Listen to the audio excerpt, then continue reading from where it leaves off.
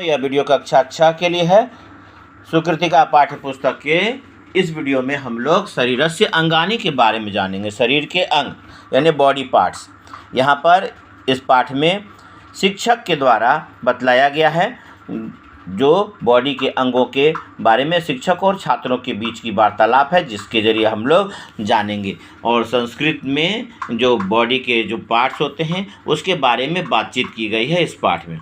तो इस पाठ का संस्कृत और हिंदी अनुवाद इस प्रकार से है। आप इसे सुने और सुनने के वक्त में आप अपने किताब को खुली रखें और देखें और इनकी पंक्तियों को बोलें और समझने का प्रयास करें ताकि आप अच्छी तरह से समझ सकते हो।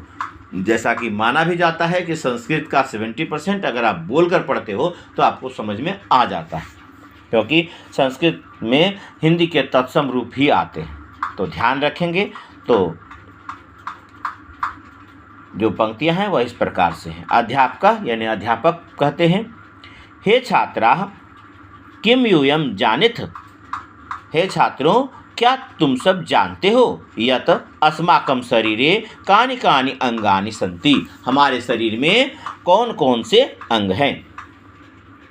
तो कमल कहता है, गुरुदेव अहम शरीरस्य अंगानां विषये पूर्ण रूपेण न जानामि। गुरुदेव मैं शरीरस्य अंगानां, मैं शरीर के अंगों के विषय में यानी अंगों के बारे में, मैं शरीर के अंगों के विषय में पूर्ण रूप से यानी पूरी तरह से कह सकते हैं। तो पूर्ण रूपेण न जानामि, पूरी तरह से नहीं जानता हूँ। क्लियर है। शिक्षक ने पूछा है, किम यूयं जानीथ, क्या तुम सब जानते हो यत अस्माकं शरीरे, हमारे शरीर में कानि कानि अंगानि सन्ति, कौन कौन से अंग हैं। यानी अंगानी है, लेकिन यहाँ पर जो हिंदी में आएगा वह अंग जो है वह पुल्लिंग का शब्द में आता है, इसलिए कौन कौन से बोलेंगे, कौन कौन से अंग हैं। तो वह कहता है एक लड़का कमल कि गुरुदेव अहम शरीरस्य अंगानां विषये पूर्ण रूपेण न जानामि। मैं शरीर के अंगों की, अंगानां मतलब अंगों के, विषय में पूर्ण रूपेण न जानामि, पूर्ण रूप से नहीं जानता हूँ। तब शिक्षक पूछते हैं सुरेश से, सुरेश किम त्वं जानसि। सुरेश क्या तुम जानते हो। तो सुरेश कहता है, आम श्रीमान, हाँ श्रीमान, अहम शरीरस्य अंगानां विषये जानामि। हाँ श्रीमान, मैं शरीर के अंगों के, अंगानां विषये, अंगों के विषय में जानता हूँ, जानता हूँ। अहम शरीरस्य अंगानां विषये जानामि, मैं शरीर के अंगों के विषय में जानता हूँ, ऐसा सुरेश कहता है। फिर अध्यापक पूछते हैं, तत् तेषां विषये अन्यान् छात्रान् वद। तो उसके विषय में यानी उसके विषय में, तेषां विषये उसके विषय में अन्य छात्रों को बोलो यानी बताओ, ऐसा शिक्षक कहते हैं।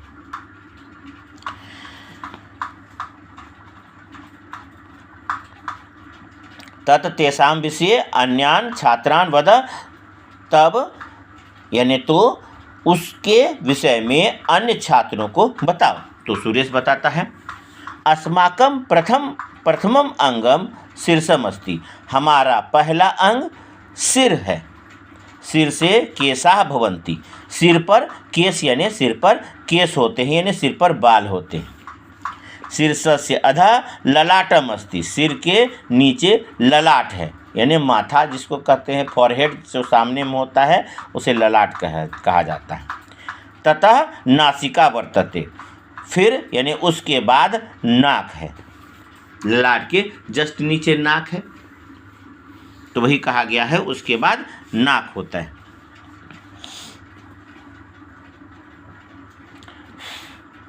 वर्तते का ऐसे मतलब होता है बतलाया जाता है, लेकिन यहाँ पर बतलाया जाता है ना होकर के होता है कहेंगे। अस्माकं प्रथमम अंगम शीर्षम अस्ति। हमारा पहला अंग सिर है। सिर से केशाः भवन्ति। सिर पर बाल होते हैं यानी सिर पर केश होते हैं। शीर्षस्य अधः ललाटम अस्ति। सिर के नीचे ललाट है। ततः नासिका वर्तते। फिर यानी उसके बाद नाक होता है। यानी उसके बाद नाक होता है। फिर अध्यापक बोलते हैं, कमल किम त्वं जानसि यत् नासिकायाः द्वयोः पार्श्वयोः के भवतः। बोलते हैं कि क्या तुम जानते हो कि नासिका के, नाक के द्वयोः पार्श्वयोः दोनों ओर यानी दोनों किनारे, पार्श्व दोनों बगल में। तो नाक जहाँ पर जानेंगे, नाक पर जहाँ शुरू होता है उसके बारे में पूछा जा रहा है। किम त्वं जानसि, क्या तुम जानते हो, यत् नासिकायाः, नाक, नासिकायाः मतलब नाक के, नासिकायाः द्वयोः पार्श्वयोः, नाक के दोनों बगल में, पार्श्व, पार्श्व मतलब बगल होता है निकट में, यानी निकट ना कह के यहाँ पर समीप ना कह के पार्श्व यानी बगल में, यानी दोनों ओर, दोनों तरफ, दिशा के बारे में है। तो दोनों किनारे भी कह सकते हैं। किम त्वं जानसि यत् नासिकायाः द्वयोः पार्श्वयोः, नाक के दोनों ओर कौन दो होते हैं, के भवतः यानी कौन दो होते हैं, यानी जो भी होता है वह दो चीज होता है, उसके बारे में पूछा गया है। तो इस पर कमल कहता है, श्रीमन नासिकायाः द्वयोः पार्श्वयोः द्वे नेत्रे भवतः। श्रीमान नाक के दोनों ओर यानी नाक के दोनों किनारे पर दो आंखें होती हैं। हिंदी है इसलिए हिंदी के अनुसार से दो आंखें होती हैं। शिक्षक ने क्या पूछा कि कमल किम त्वं जानसि, कमल क्या तुम जानते हो, यत् कि नासिकायाः द्वयोः पार्श्वयोः, नाक के दोनों किनारों पर के भवतः कौन दो होते हैं। तो कमल कहता है, श्रीमान नासिकायाः द्वयोः पार्श्वयोः, नाक के दोनों किनारों पर द्वे नेत्रे भवतः, दो आंखें होती हैं। और भी कह सकते हैं, दोनों ओर पर, दोनों ओर में कहेंगे या नहीं तो यहाँ पर सुनने में अच्छा लगेगा, दोनों किनारे पर, इसीलिए पार्श्वयों का मतलब किनारे ही रखेंगे, समझेंगे ज़्यादातर बेटर होगा। नासिकायाः द्वयोः पार्श्वयोः, नाक के दोनों किनारे पर द्वे नेत्रे भवतः, दो आंखें होती हैं। अध्यापक कहते हैं, नेत्र्योः इतस्ततः कौ भवतः। नाक के दोनों तरफ, हाँ, जो होता है आँख होता है। अब उसके बाद पूछा आँखों के इधर उधर, यानी इधर उधर आँखें, आँखें जहाँ होती हैं उसके इधर उधर, उसके अगल बगल, इतस्ततः। तो नेत्र्योः इतस्ततः कौ भवतः, आँखों के इधर उधर कौन होते हैं, यानी क्या हो, कौ भवतः कौन दो होते हैं। वहाँ पर भी जो होता है वह दो होता है, उसके बारे में पूछा गया है। तो नेत्र्योः इतस्ततः कौ भवतः, दोनों आँखों के इधर उधर कौन दो होते हैं। नेत्र्योः इतस्ततः कौ भवतः, आँखों के दोनों ओर कौन दो होते हैं। नेत्र्योः इतस्ततः कर्णौ भवतः, नाक के इधर उधर दो कान होते हैं।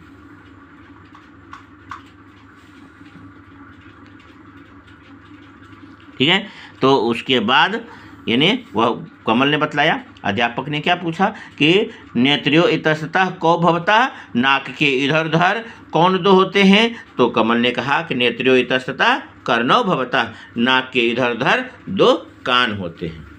तब फिर अध्यापक पूछते हैं, सुरेश अन्यानि अंगानि कानि सन्ति। सुरेश अन्य अंग कौन से हैं, यानी अन्यानि अंगानि कानि सन्ति, अन्य अंग कौन से हैं। सुरेश अन्यानि अंगानि कानि सन्ति, सुरेश अन्य अंग कौन से हैं। तो सुरेश कहता है, नासिकायाः अधः अधोष्ठौ वर्तते।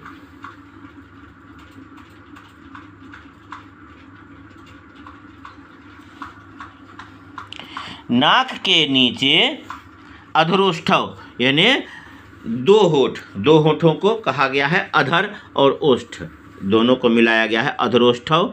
तो नाक के नीचे अधरोष्ठव यानी नाक के नीचे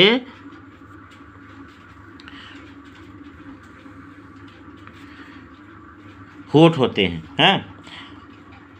दो होठों के बारे में है। अधर और ओष्ठ एक ही बात है, यानी अधर नीचे वाला होठ को अधर कहते हैं, ऊपर का होठ कहते हैं, तो इसलिए अधरोष्ठव कहा गया है। हाँ, तो ओष्ठ ओष्ठ ही कहते हैं, दो ओष्ठ को दोनों नाम है, अधर या ओष्ठ कहते हैं। तो नासिकायाः अधः अधरोष्ठव वर्तते, नाक के नीचे अधर या ओष्ठ दोनों होते हैं, अधर और ओष्ठ दोनों होते हैं।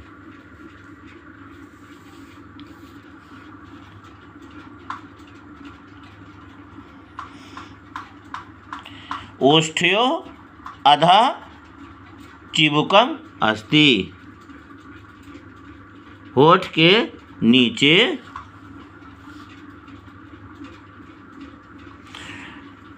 जो होता है वह ठोड़ी कहते हैं, ठोड़ी जो दाढ़ी जिसको कहा जाता है। चिबुकम होठों के नीचे ठोड़ी होती है। मुखस्य पार्श्वयोः कपोलौ अपि भवतः, मुख के दोनों किनारे पर, जहाँ मुंह होता है उसके दोनों किनारे पर, पार्श्व मतलब यहाँ पर दोनों किनारे पर, कोपलो अपि भवतः, दो गाल भी होते हैं।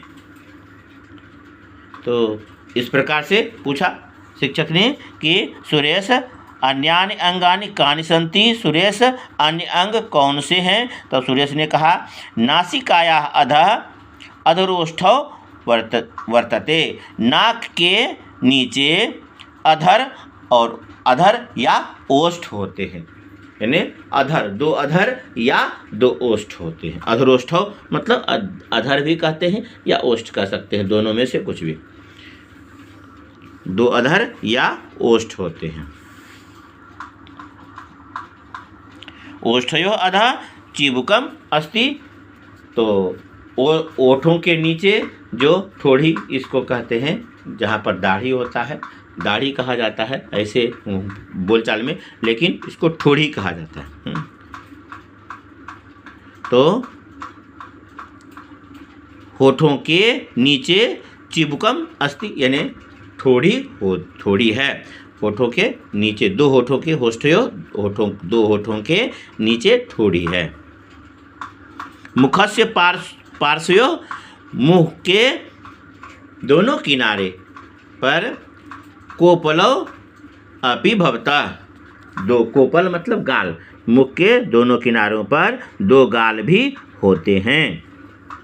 फिर शिक्षक पूछते हैं मुख मध्ये कानि कानि अंगानि भवन्ति, मुंह के बीच में, मुंह के मध्य मतलब अंदर में, मुंह के बीच में कौन कौन से अंग होते हैं, यह शिक्षक पूछते हैं। मुखस्य मध्ये कानि कानि अंगानि भवन्ति, मुख के बीच में कौन कौन से अंग होते हैं। तो सुरेश कहता है महोदय, यानी महोदय महाशय, दंताः जीवा तालु मूर्धा इत्यादि मुख मध्ये भवन्ति, कहते हैं महाशय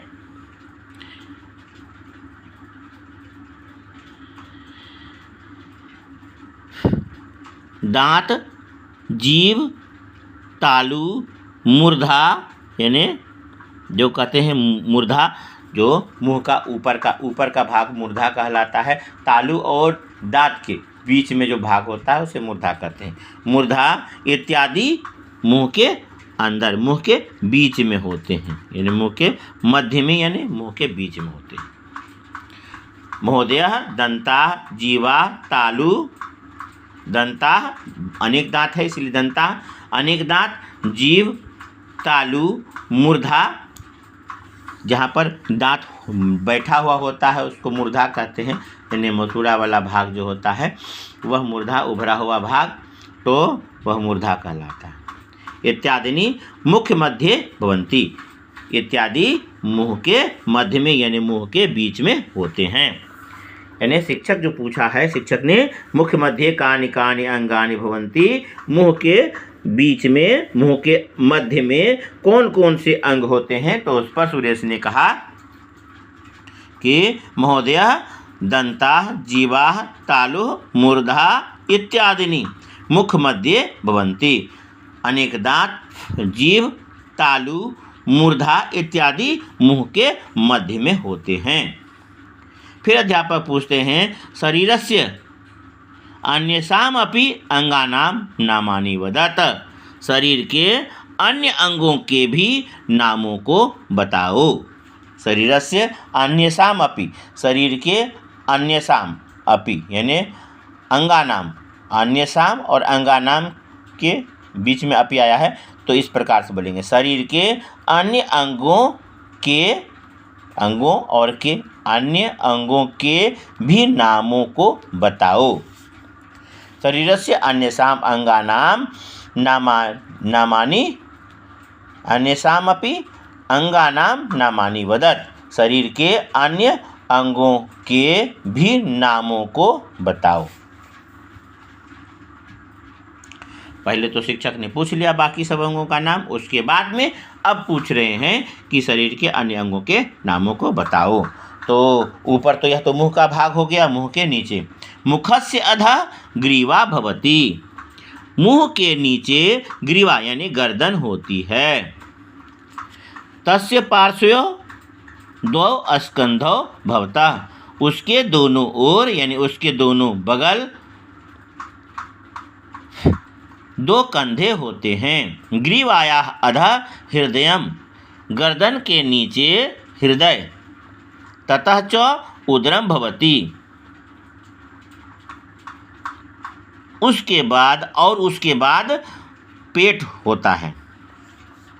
मुखस्य अधः ग्रीवा भवति, मुख के नीचे गर्दन होती है। तस्याः पार्श्वयोः, उसके दोनों ओर यानी उसके दोनों तरफ दो स्कंधो भवतः, दो कंधे होते हैं। ग्रीवायाः अधः हृदयम्, गर्दन के नीचे हृदय। ततः च, और उसके बाद उदरम भवति, पेट होता है। इस प्रकार से है मुखस्य अधः ग्रीवा भवति, मुख के नीचे गर्दन होता है। तस्याः पार्श्वयोः, उसके दोनों बगल दो स्कंधो भवतः, दो कंधे होते हैं। ग्रीवायाः अधः हृदयम्, गर्दन के नीचे हृदय। ततः च उदरम भवति, और उसके ततः च यानी और उसके बाद पेट होता है। स्कंधाभ्याम सह बाहुः,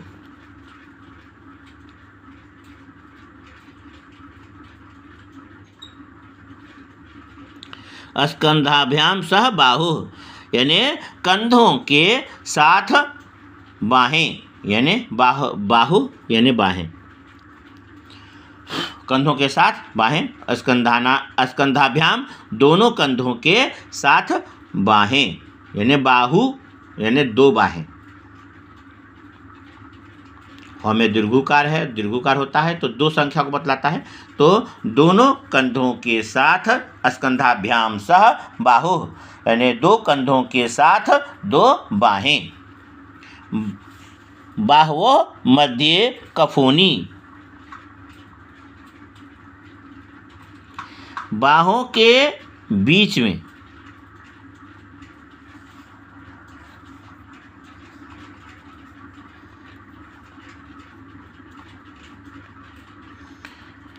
बाहों के बीच में कोहनी होती है, यानी बाहों के नीचे।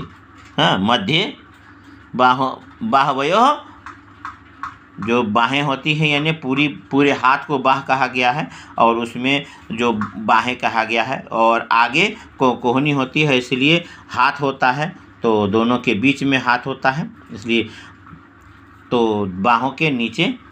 बाहवयोः मध्ये कफोनी यानी बाहों के बीच में केहुनी, कफोनी भवति, केहुनी होती है। ततः द्वौ हस्तौ भवतः, उसके बाद 2 हाथ होते हैं, जिसको पंजा कहते हैं, हाथ कहा गया है।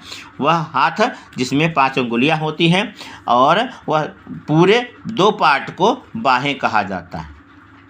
ठीक है, जो ऊपर का जिसको आर्म्स कहते हैं, और वह एल्बो को कहा गया है, और जहाँ हैंड कहते हैं ना, उसे भी यहाँ पर बाही लिया गया है। इसीलिए वही कहा गया है स्कंधाभ्याम सह बाहु, यानी 2 कंधों के साथ 2 बाहें।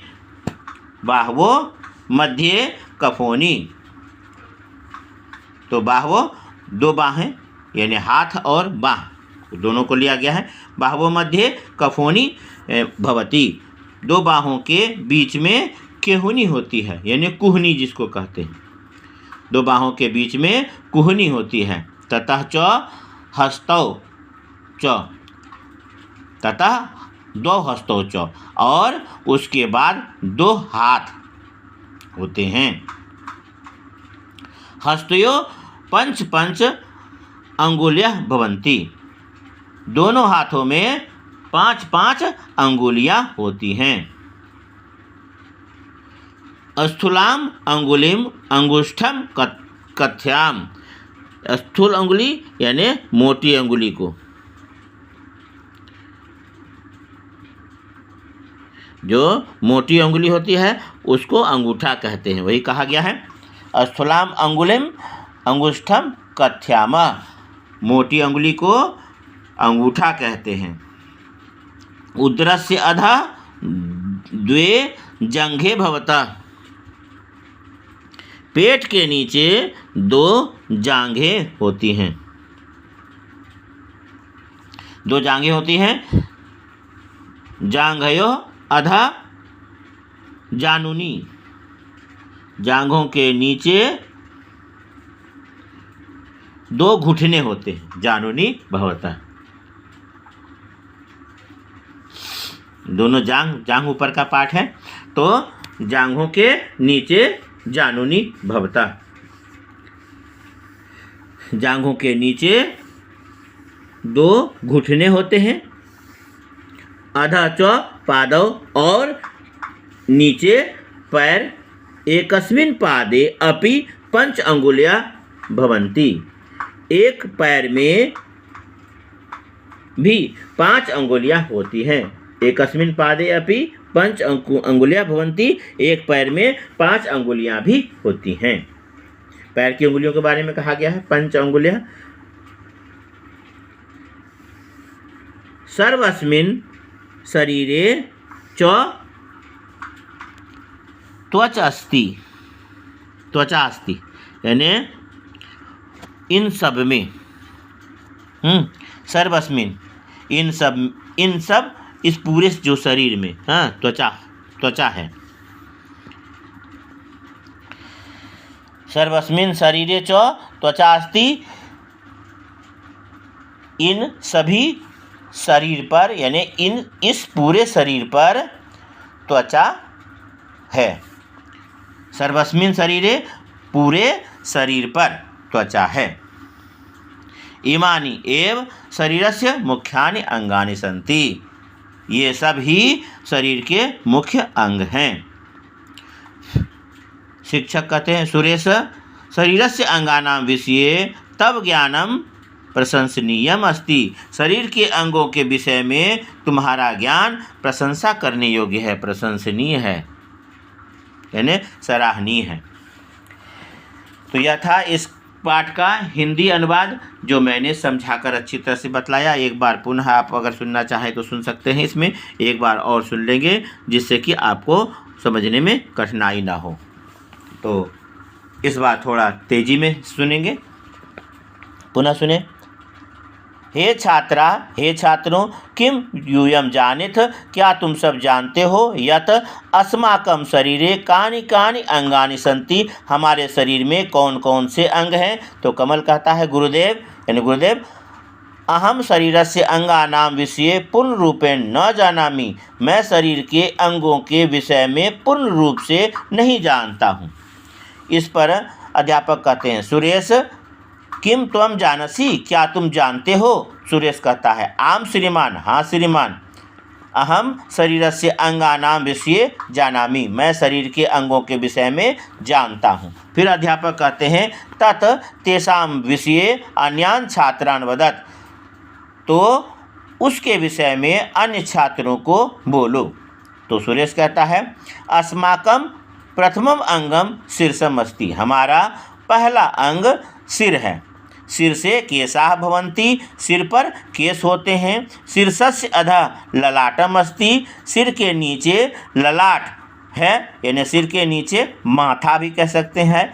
शीर्षस्य अधः ललाटम अस्ति, सिर के नीचे ललाट है। ततः नासिका वर्तते, उसके बाद नाक होता है। अध्यापक कमल किं त्वं जानसि यत् नासिकायाः द्वयोः पार्श्वयोः के भवता, क्या तुम जानते हो कि नाक के दोनों किनारे पर कौन दो होते हैं, यानी कौन होते हैं। किम त्वं जानसि, क्या तुम जानते हो, यत् नासिकायाः द्वयोः पार्श्वयोः के भवता, क्या तुम जानते हो कि नाक के दोनों किनारे पर कौन होते हैं। कमल कहता है श्रीमान नासिकायाः द्वयोः पार्श्वयोः, नाक के दोनों किनारे पर द्वे नेत्रे भवता, दो आँखें होती हैं। अध्यापक कहते हैं नेत्र्योः इतस्ततः कौ भवता, नाक के इधर उधर कौन दो होते हैं। तो कमल कहता है नेत्र्योः इतस्ततः कर्णौ भवता, नाक के इधर उधर दो कान होते हैं।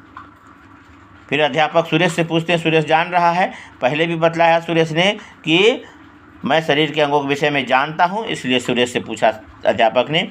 सुरेश अन्यानि अंगानि कानि सन्ति, अन्य अंग कौन से हैं। तब सुरेश कहता है नासिकायाः अधः अधरोष्ठौ वर्तते, नासिका के नीचे दो अधर या दो ओष्ठ होते हैं। अधरोष्ठौ दोनों नाम दिया है, अधर और ओष्ठ दोनों होते हैं। नासिकाया अधः अधरोष्ठौ वर्तते, नासिका के नीचे अधर और ओष्ठ दोनों होते हैं। ओष्ठयोः अधः चिबुकम अस्ति, होठों के नीचे ठोड़ी है, यानी जिसको ठोड़ी कहते हैं। ओष्ठयोः अधः चिबुकम अस्ति, होठ के नीचे ठोड़ी है। नासिकायाः अधः अधरोष्ठौ वर्तते, नाक के नीचे अधर और ओष्ठ दोनों हैं। ओष्ठयोः अधः दोनों होठों के नीचे चिबुकम अस्ति, ठोड़ी है। मुखस्य पार्श्वयोः कपोलौ अपि भवतः, मुंह के दोनों किनारे पर दो गाल भी होते हैं। अध्यापक पूछते हैं मुख मध्ये कानि कानि अंगानि भवन्ति, मुंह के मध्य में यानी मुंह के बीच में कौन कौन से अंग होते हैं। तो सुरेश कहता है महोदय दंता जीवा तालु मूर्धा इत्यादि मुख्य मध्ये भवन्ति। महोदय अनेक दांत, जीव, तालु, मूर्धा जहाँ पर दांत होता है और उसका जो जड़ का भाग होता है तालु और दांत के बीच का भाग मूर्धा कहलाता है। दंता जीवा तालु मूर्धा इत्यादि मुख मध्ये भवन्ति, यह मुंह के बीच में होते हैं। इसके बाद अध्यापक पूछ रहे हैं शरीरस्य अन्येषामपि अंगानां नामानि वदत्, शरीर के अन्य अंगों के भी नामों को बताओ। शरीरस्य अन्येषामपि अंगानां, तो अपि आ जाएगा दोनों के बाद में। शरीर के अन्य अंगों के भी नामों को बताओ। सुरेश कहता है मुखस्य अधः ग्रीवा भवति, मुंह के नीचे गर्दन होती है। तेषाः पार्श्वयोः द्वौ स्कंधौ भवतः, उसके दोनों ओर यानी उसके दोनों किनारे पर दो कंधे होते हैं। गर्दन के दोनों किनारे पर दो कंधे होते हैं दोनों तरफ में। तेषां पार्श्वयोः द्वौ स्कंधौ भवतः, उसके दोनों ओर दो कंधे होते हैं। ग्रीवायाः अधः हृदयम्, गर्दन के नीचे हृदय। ततः च उदरम भवति, उसके नीचे पेट होता है। स्कंधाभ्यां सह बाहु,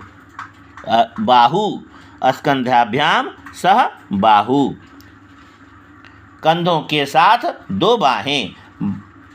बाहवोः मध्ये कफोनी, बाहों के दो बाहों के बीच में, यानी बाह का दो भाग होता है जिसे हैंड कहते हैं ना, उसे भी संस्कृत में यहाँ पर बाहु कहा गया है, इसलिए बाहवोः मध्ये कफोनी, बाहों के बीच में कुहनी होती है। कफोनी भवति, बाहों के बीच में कुहनी होती है।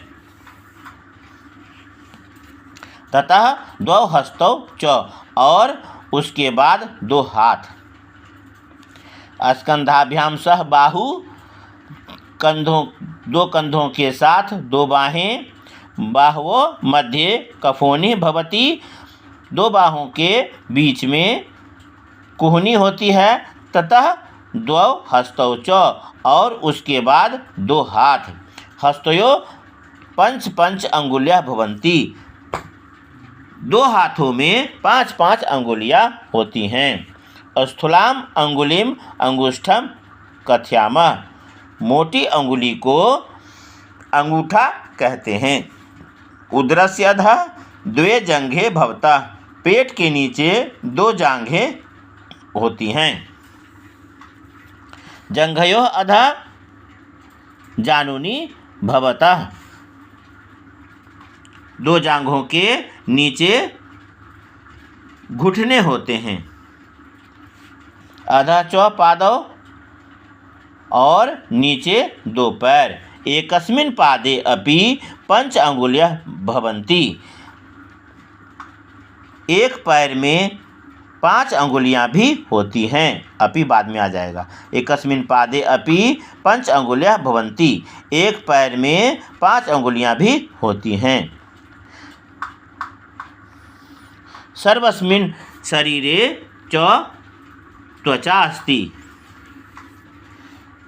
सारे शरीर पर, सर्वस्मिन् मतलब शरीर पर है इसलिए सर्वस्मिन् है। सर्वस्मिन् शरीरे, सारे शरीर पर त्वचा है। इमानि एव शरीरस्य मुख्यानि अंगानि सन्ति, ये सब ही शरीर के मुख्य अंग हैं। अध्यापक कहते हैं, सुरेश शरीरस्य अंगानां विषये, सुरेश शरीर के अंगों के विषय में तब ज्ञानम प्रशंसनीयम अस्ति, तुम्हारा ज्ञान प्रशंसनीय है। उम्मीद करता हूँ कि यह आपको अच्छी तरह समझ में आया होगा। पहले मैंने एक एक वर्ड को एक्सप्लेन करके बताया, अभी रिपीट करा दिया है। तो इस वीडियो को आप जितनी बार संभव हो सके बार बार सुने, समझें, और अगर आप बार बार सुनोगे तो आपको तब अच्छी तरह से पंक्ति वाइज यह याद हो जाएगा। लेकिन ध्यान रखेंगे कि सुनने के वक्त में आप इसको खुली रखें, किताब को खुली रखेंगे, और इन पंक्तियों को आप अपने पुस्तक में भी देखें। तो वर्ड मीनिंग्स जो है वह इस प्रकार से है। वर्ड मीनिंग्स भी सहायता करेगा समझने में। तो शीर्षम मतलब होता है सिर, चिबुकम मतलब ठोड़ी, जान रहे हैं चिबुकम ठोड़ी, जो ठोड़ी मैंने कहा वहाँ पर भी कि ठोड़ी होता है दो होठों के बीच में, यहाँ पर भी है ना, होष्ठयोः अधः चिबुकम अस्ति, तो होठों के नीचे ठोड़ी है, तो वही ठोड़ी। ग्रीवा मतलब गर्दन, नासिका मतलब नाक, कर्णो मतलब कान, फिर ग्रीवा मतलब गर्दन, कपोला मतलब गाल, दंता मतलब दांत, पार्श्व मतलब ओर यानी किनारे पर, जिह्वा मतलब जीव, अन्यसाम मतलब दूसरे, अन्यसाम अंगानी पूछा गया दूसरे कौन कौन से अंग हैं, तो अन्य अंग कौन कौन से हैं। स्कंधौ दो कंधे, हृदयम हृदय यानी दिल, सह साथ, कफोनी कुहनी, जो कुहनी कहा गया है यहाँ पर, कफोनी हस्ती, बाहवोः मध्ये कफोनी भवति, दो बाहों के बीच में कुहनी होती है, दोनों बाहें।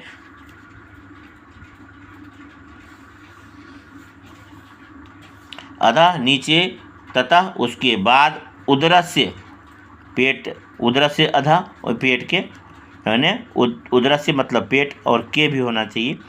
तो जंघे मतलब दो जंघाएं यानी दो जांघें, जानुनी दो घुटने, जांघों के नीचे होता है घुटना, तो ही कहा गया है। जानुनी जंघयोः अधः जानुनी भवतः, दो जांघों के नीचे दो घुटने होते हैं, दो घुटने। प्रशंसनीयम प्रशंसा करने योग्य है। तो वही जो कहा गया है, शरीरस्य अंगानां विषये तव ज्ञानम प्रशंसनीयम अस्ति, शरीर के अंगों के विषय में तुम्हारा ज्ञान प्रशंसनीय है। तो वीडियो के इस भाग में पाठ वर्णन के इसी भाग को देखें। इसके अगले वीडियो में इस पाठ के प्रश्नोत्तर होंगे। पाठ के प्रश्नोत्तर और पाठ का वीडियो अलग अलग होना चाहिए, क्योंकि यह महत्वपूर्ण पाठ है। जैसे विज्ञान का था वैसे ही यह साइंस से जुड़ा हुआ पाठ है, इसलिए इसे अलग से समझना अनिवार्य है। और इसे समझने के बाद आप इसे संस्कृत और हिंदी मीनिंग के साथ में इसे लिख लेना। शब्दार्थों को लिखकर बोलकर याद करेंगे, उसके बाद प्रश्नोत्तर का वीडियो अलग से होगा। धन्यवाद। आपका दिन शुभ हो।